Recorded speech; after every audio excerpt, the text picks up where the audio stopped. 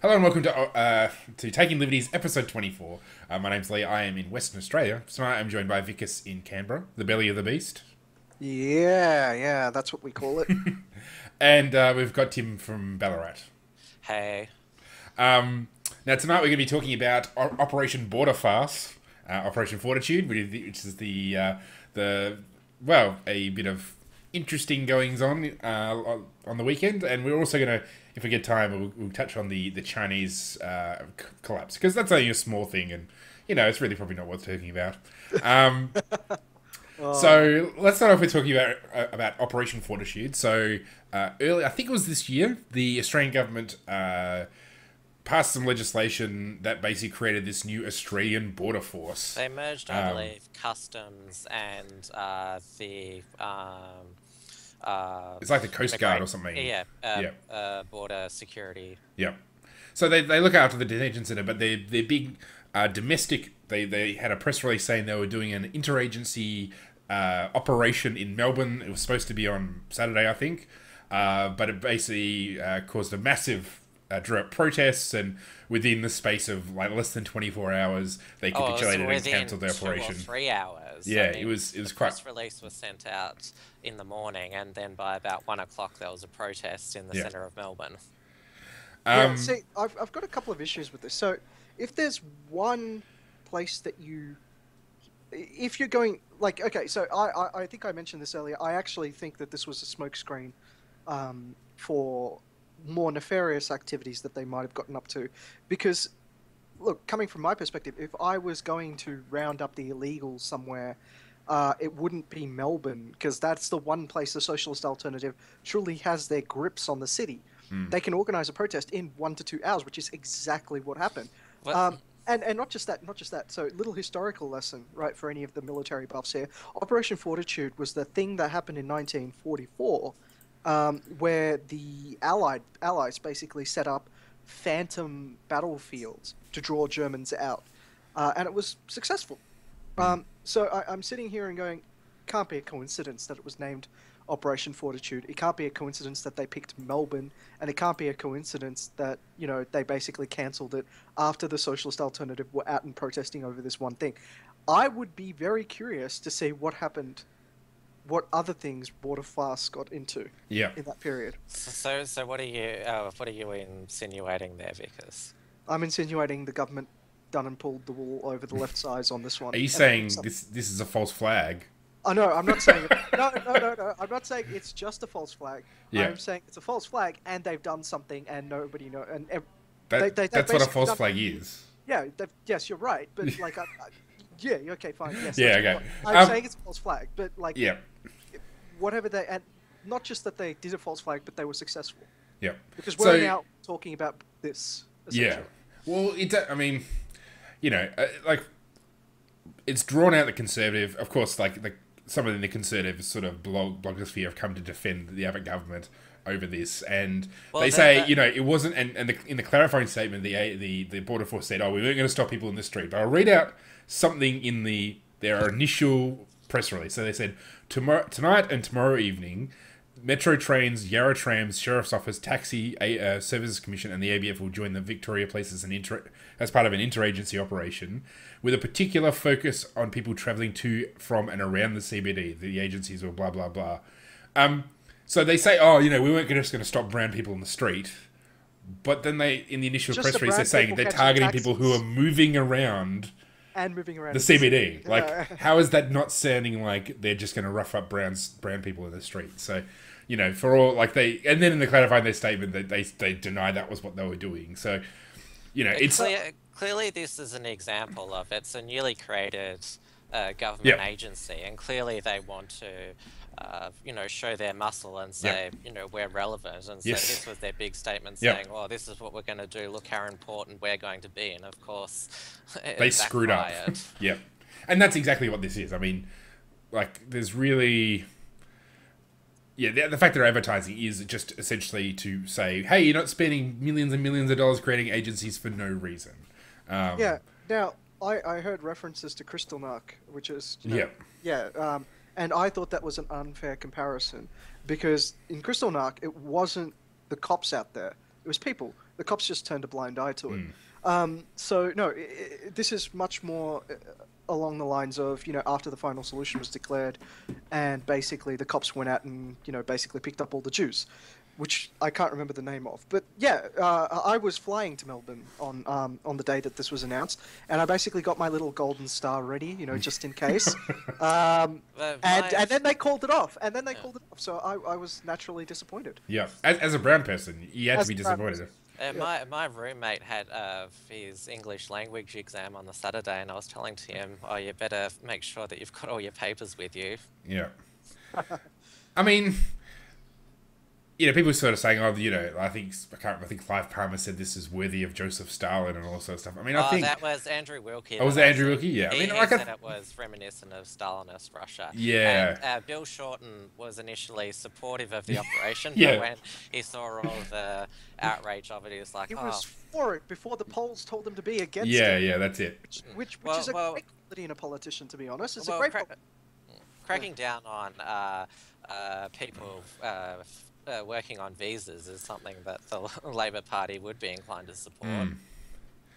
Yeah, I mean, I think some of the hyperbole, though, isn't really, like, to compare this to something like the Stasi or to the Gestapo or to the Joseph Stalin. Like, I think that's a bit over the top. Like, I mean, this is not a good thing. But we've already crossed that threshold where we've said we will take away citizenships in a certain capacity. It is not a stretch to make that hyperbole, because we've adopted a lot of the policies that Nazi Germany did have, right? Truthfully, so they removed a lot of ability to hold on to your citizenship. Like, that's how it started, right? They wanted to take away the citizenship rights of Jews and Gypsies, and it sort of flowed on from there. I don't think it is entirely hyperbolistic to say that the government is trying to nudge in that direction. Now, whether it's going to be successful or not, that is up to the Australian people. We have a lot more control of our government than people did under Nazi rule. And this is one of the times when heaven forbid, we'll say, oh, thank God the socialist alternative were able to organise a protest so quickly to shut this operation down. So there was pushback against this, which was the good thing. I mean, I think it's like comparing things to the Holocaust. Like, nothing, unless you're talking about actual genocide.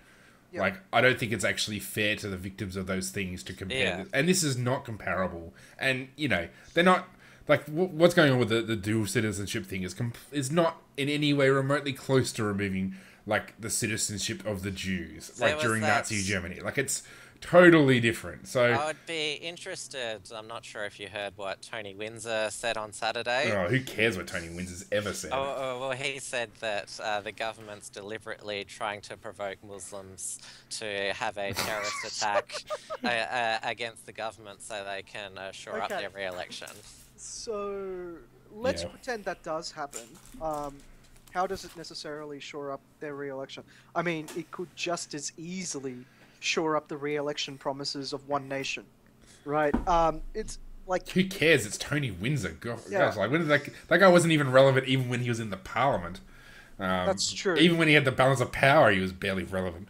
But I mean, I guess like this gets into sort of the kind of the murky issue of foreigners working and like just kind of the weird position that immigration politics has. Like, there really isn't, and the national security agenda as well. Yeah.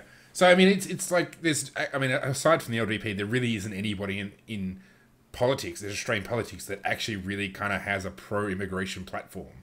Like, the Liberals kind of, both Liberals and Labor have a pro-high-skilled workers. Well, I guess everybody has a pro-high-skilled workers because everybody likes engineers and doctors. But there's no one that sort of says, let's let poor brown people come to this country. And the people that do, the people who do want them to be on welfare. So if you're a refugee, you're great. But if you want to come here because you want to work in a taxi, well, that's not cool. You can't do that. So, it's, and I guess it's interesting because, like, it's like saying, look, we think you can come to this country if you agree to stay poor in this country. Yeah. Which I find confusing. Like, we want to encourage people to come here and be wealthier. We want to encourage, you know, hard workers. And actually, that brings me to this point where basically I don't understand the conservative position on this one, because like conservatives are always talking about fair taxes, because you know progressive taxation is inherently unfair. They're always talking about how you shouldn't be on welfare, and they're always talking about how you should pull yourselves up by your bootstraps. It's always the illegal immigrants that fulfill all those criteria, right? Yep. The only tax they pay is GST, which is essentially a fair tax, Yep. right? Well, what are you defining have, as illegal immigration? Are you talking about? Okay, so I'm going to talk about the visa overstayers, right? Which is typically the only illegal immigrants we get. Yeah. So so the visa overstayers, they don't have access to welfare because fucking hell, if they use it, they're going to Villawood straight away. Yeah. Right? And the final thing is they pull themselves up by their bootstraps. Like, these people are the ones that live the conservative dream, and yet they want to clamp down on them. And I'm sitting there going, like, I don't think you understand. This group of people is literally the people that live the lifestyle that you say you should be living. Right? And the other thing is, the typical argument I hear is, oh, well, you know, some politician will grant them access to welfare at some stage. And I'm just like, well, to me, that seems like an argument against politicians promising anything. Yep.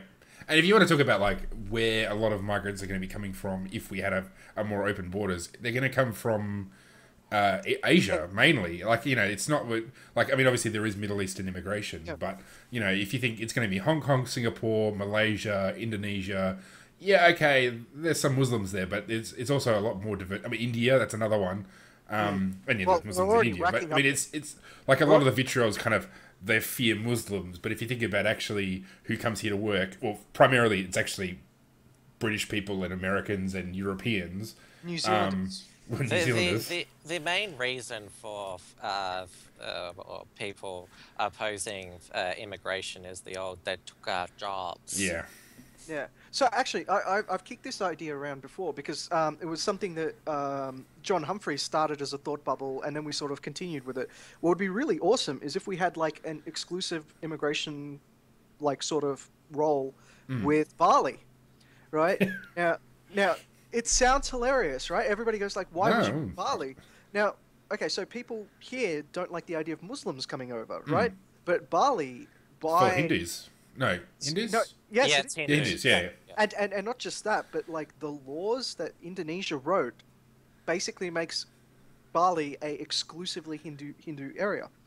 Now, if you were going to trial, you know, low income immigration sort of policy, what we could say, immigration policies with third world countries and see how that would pan out in the long run. Sorry, open border immigration policies with third world countries and see how that would pan out in the long run. Indonesia would be the place to, well, Bali would be the place to do it because it nullifies any concerns people might have. Because like nobody really hates Hindus, right? When people think of Hindus, they're thinking of taxi drivers. And speaking as a Hindu, that just means yeah, they think of them as taxi drivers, doctors, and engineers. Because you go to any engineering firm or you go to any hospital or you get in a taxi, you just see Indians everywhere. Yep. Now, it's not us enforcing that racist policy, it's Indonesia, right? It's fantastic, right? So it nullifies that as an argument, and I think over the long run, what you would see is that we would draw the best and brightest out of there, purely because everyone else just can't afford to make it here. Well, yeah, of course. I mean, that's... well, I mean, there's a lot of people, like, you know, backpackers who do agricultural work that would be taken up by Indonesians then. Which would be fine. Which is fine, yeah. I mean, they're jobs that Australians don't want to do. So, I mean, that's the thing. Like, when you have open border immigration, you get a lot from the bottom. Like, if you think of the bell curve of kind of skills, you're going to get a lot from the top end of the curve. And then from the bottom end of the curve, because that's essentially the gaps. Like, we have lots of people in the middle of the bell curve in Australia, but we don't have lots of poor people to do crappy jobs, and we don't have enough high-skilled people to do all the potential jobs, like, you know, in that area as well. So, I mean, both the parties can't even agree to accept the China free trade deal. I mean, Labor's banging on that it might lead to unskilled foreigners coming from China. So I have a question as to why they say these people are unskilled, because I always heard the argument that an electrician is a very skilled worker in Australia. Right? Every time I say unskilled, like, you know, the left goes like, oh, No, you can't say they're unskilled. I mean, they got TAFE qualifications and everything. They are skilled workers. I don't understand why they need to be protected then. It doesn't make sense. There's nothing about the anti-immigration argument that really makes any sense. But but so this is my point. The left has argued in Australia for a long time that tradies are highly skilled in this country, and if that's the case, they shouldn't warrant any protection, right? We've said highly skilled jobs don't need to be protected. They've destroyed the argument that these jobs are unskilled the moment they said they were skilled. Yep. Right. So that should be the argument that's being presented. That should be the counter argument that's presented there. Well, speaking of China, now that we're about halfway through, let's move to the issue of the slow implosion of the Chinese economy. Only a small topic. I'm glad we waited a week for this because, I was expecting, for huge crashes and everybody. Yeah, we're all getting our popcorn out, waiting for the stocks. Yeah, this is going to be good. And yet, it hasn't happened that way, has it? No. I mean, there was a little bit of a deflation for the last week, but it doesn't look like it's exploding now. Australia recovered on the Tuesday. Yeah. And then we sort of all forgot about it. Well, I mean, I guess this is so. For those who aren't in the loop, we're talking about. I mean, there's been a big plunge on the Chinese market, stock market, and I guess it's kind of part of an overall question that people are looking at China and saying, firstly, what's really going on with their economy, and secondly, is it sustainable? So, I guess from my perspective, I was talking about this with a friend who's down from Perth at the moment, and sort of saying, well, China's avoided a lot of the sort of the woes, the economic woes that have beset the rest of the world because they've spent a lot of money building stuff. Yeah. They've built lots of apartments and office blocks. They've built roads. They've built whole cities that are empty. And it comes down to a question of when is that going to fall apart? You can't keep spending money on stuff that no one needs and eventually, not have it eventually fall apart. So it's a house of cards, and it comes down to when is it actually going to collapse? Now, when you actually look at the Shanghai stock market, it peaked. There was this really it's really spiked in the last few months. And so it's potentially only just coming back to kind of a reasonable kind of level. But it also could be the beginning of, the big collapse, the bubble bursting. So it's kind of hard to know, like I said to him today, it's hard to know what's going to happen until it actually happens. There's always, throughout history, there's always been a crash after these construction phase eras. There's always a correction when an economy moves from construction to consumption. Yep. Yeah. I was going to say similar things, but I was also going to say I've never really trusted figures coming out of China. Well, that's the other thing. Yeah. And the truth be told, I've always thought the best indicator of progress in China is the EPA figures in Hong Kong about the air quality. About the air quality in Hong Kong, because it's almost diametrically opposed to what's going on in China. If the air quality starts rising, you can bet your bottom dollar that China's really struggling. And it looks like it's going that way right now. So what's the inverse relationship between them?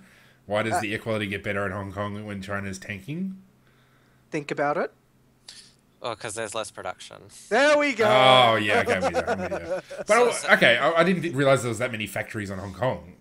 There aren't that many factories in Hong Kong. It's just downwind. Yeah. Oh, okay. I see. I'm with you. Because I'm thinking, it's a tiny island. Why would you be building factories in Hong Kong? Right, I'm with you. Okay, that totally makes sense.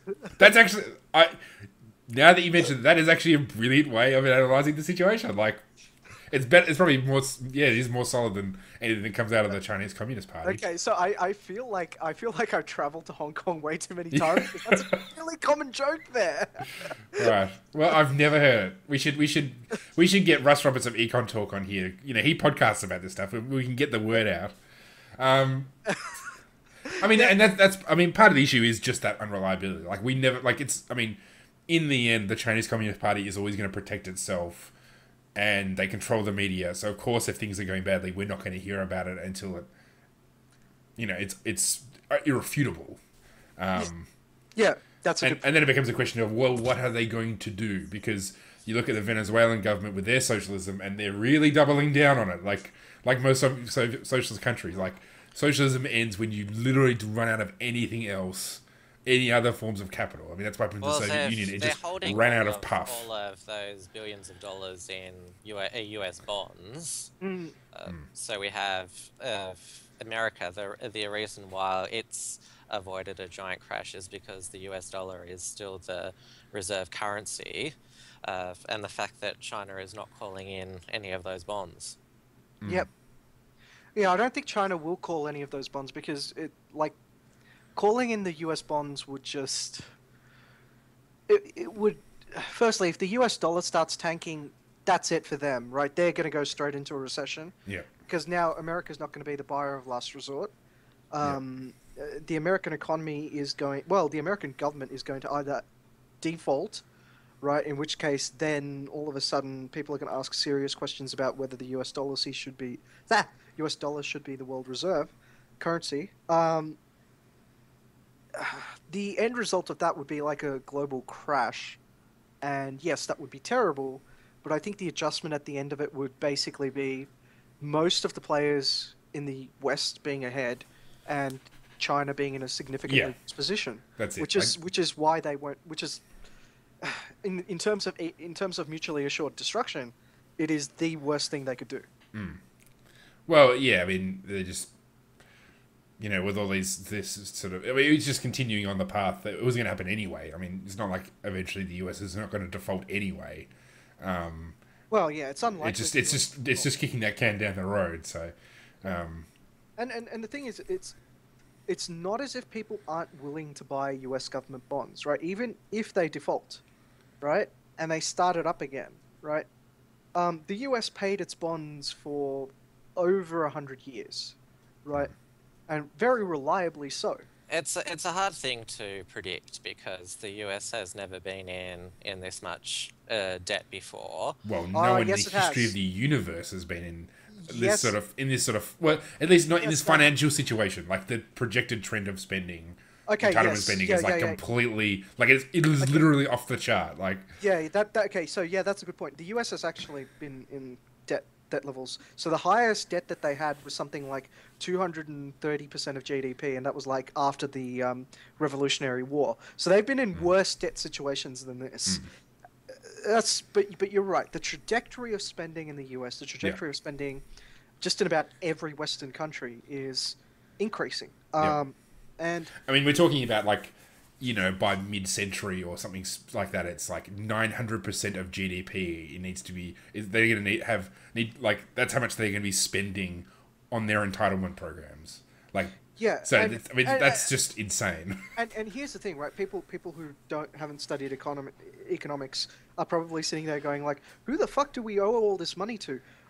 Yourselves, right? It's effectively money from you that you owe yourself at this stage. So what's actually happening is the government is borrowing against your name, right, against your future earnings to pay you now. Yeah. And it's a pyramid scheme. It's a pyramid scheme. So realistically, if you want to imagine what's actually going on here, imagine a Ponzi scheme, right? Except that you every year are the new investor. Yeah. Right. And future workers are the new investor. Like your kids are the. I think it was Tom Palmer that said that if Social Security was a private scheme, then the directors would be in jail. Yeah. Well, no, that wasn't. So yes, Tom Palmer said that, but there are other people that have said that before. So Milton Friedman had that on Free to Choose, and I think Hayek coined it as well.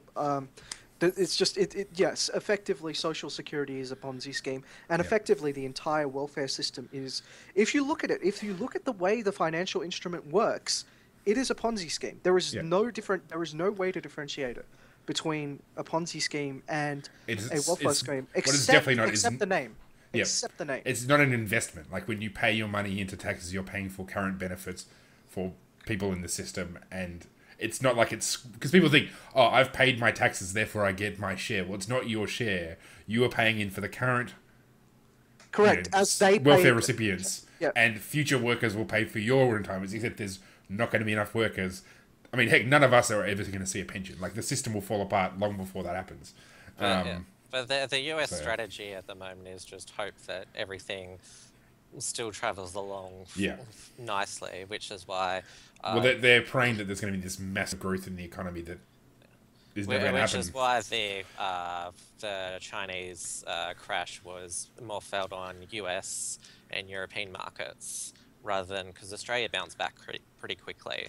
Which I was surprised by because we rely on China a lot for the export market. But then but then again, the US dollar's been going up so much that them tanking it wouldn't affect us as much because of the currency exchange. Well, we mainly export minerals to them, which is mainly from Western Australia, and we know that Western Australia's economy hasn't been travelling too well lately because of the commodity. If it wasn't for the mining industry, Western Australia would be in recession. And, you know, like we're looking at something that may not have much of a life left. I mean, you know, if China's in trouble and they can't keep building stuff they don't need, then what's going to happen? Like, it's not a good outcome. So, start stocking up on canned goods, people. I mean, that's maybe we can talk about that. Like, a lot of people make that mistake. You should actually be stocking up on water. Yeah, it's a good point. Water is the big trader. Yes. Anyway, go on. Sorry. Oh, I was just going to say, like, what sorts of things could we expect to happen if this actually does represent a real downturn in the Chinese economy? Well, for me, nothing, but the rest of you are screwed. Yeah. Only in the West, I'd say. You don't reckon this will put Australia definitely into recession? No, I actually don't think it'll pull Australia into recession because, so we have what Wayne Swan seemed to lament was a two-speed economy. And whenever one sector sort of slows, the other sector sort of picks up. And it's just because they're so diametrically opposed in terms of what they do. So you've got one sector, which is the finance sector, right? And that's just, investing, buying and stuff all around the world. So if the stocks take a hit, right, then theoretically our primary produce should pick up, right? So that's your mining, your everything like that, because all the prices drop. Yep. Theoretically, that's what should happen. Okay. Yep. Because that's kind of what happened, as Asia took a big hit, and in 2001, and all of a sudden, the US dollar was so high, and it went like, oh crap, look at all this, cheap primary produce we can grab from Australia. And that pushed us up, all through from 2001 to about 2006. We had the mining boom. A lot of that was price-driven, basically US price-driven. And I suspect any market hit that goes on in a similar fashion to what happened in the Asian crisis in 1997 and flow-on effects from there will impact us in a very similar way in the future. Yeah, well, like we already mentioned, the Australian markets bounced back on the Tuesday, and most of the media has moved on to other issues now. So, we can assume that it hasn't taken as big a toll as people would have were fearing. Maybe the Border Farce was a misdirection to crack down on Chinese investors. Yeah, that's it. I mean, we haven't seen anything yet, but this is still an evolving story. Like, if this actually represents a real change in what's going on in China, like a slower rate of growth, that could still happen. The Chinese economy was always, as the expression goes, too hot, and so this construction phase was always going to end, especially when we all saw those ghost cities on the news a lot. Yeah. Yeah, that's a good point. There were a lot of ghost cities. Anyway, shouldn't we be... Yeah, well, we got 1 minute left. Does anybody want to say anything about China that we haven't already said? Not really, other than... I don't know. I wonder what will happen in that over the long run. I mean, it'll be interesting to see what happens in another 6 months. What will we say? It won't be Armageddon, but we could see some further shocks. Yep. Yeah. More than likely. Yeah, maybe. I mean, I've seen some, what do you call them? Lizardarians saying, oh, this is what we predicted. This is the beginning of the end. Yeah, but see, my problem with that entire statement is, sorry, by lizardtarians we mean particularly conspiratorial slash, bring back the gold reserve type people who said we predicted this was going to happen, blah blah blah, Federal Reserve, etc. Okay, look, predicting a bubble is great, but when you made these predictions, the actual economy is much larger than it was then. So even with this downturn, it's bigger than you predicted it would ever be. Yeah. Yep. They got to say "I told you so" for one day. Yeah, and they were still wrong. Yeah. Okay. Well. All right. Cool. Well, that brings us to the end of this episode. And I guess we'll be back again next week, episode 25. And who knows what we'll be talking about? Hopefully not the implosion of China, because that would be bad. Yeah, some other government stuff up. Yeah, some other government stuff Another week, might occur this week. That's it. Cool. All right. Have a great week, guys. We'll see you next week. See ya.